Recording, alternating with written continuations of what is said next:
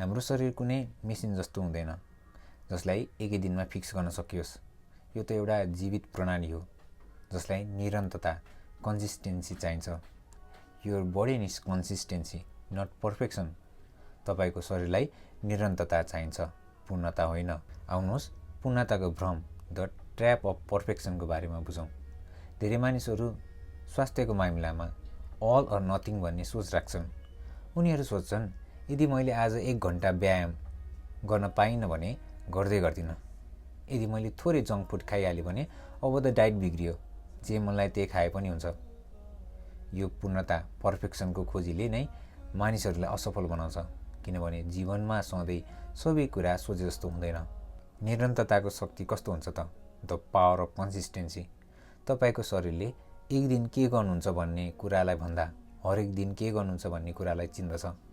उदाहरणको लागि यदि तपाईँ वर्षको एक दिन 10 घन्टा व्यायाम गर्नुहुन्छ भने त्यसले केही फरक पर्दैन।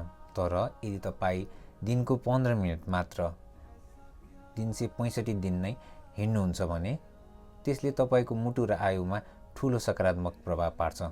अर्को उदाहरणको लागि तपाईँ 1 छाक सलाद खाँदैमा तपाईँ स्वास्थ्य हुनुहुन्न र 1 छाक पिज्जा खाँदैमा तपाईँको स्वास्थ्य बिग्रिँदैन। अब 80-20 को नियम द रुल अफ 80-20 बुझौँ है त।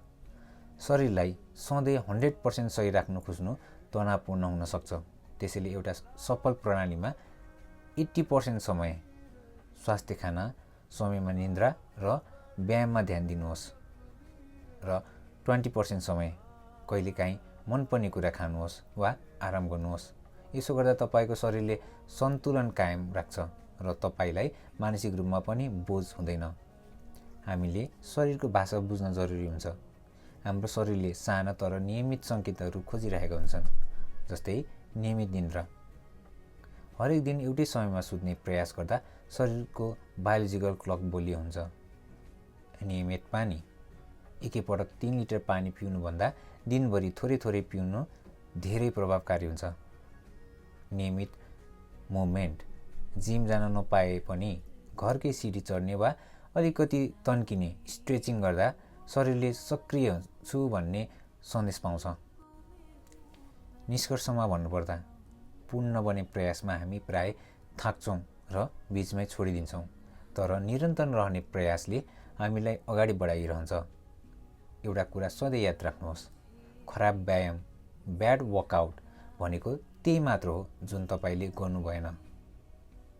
तपाईँको शरीरलाई उत्कृष्ट पर्फेक्ट नतिजा चाहिएको छैन, उसलाई त केवल तपाईँको नियमित कन्सिस्टेन्ट साथ चाहिएको छ।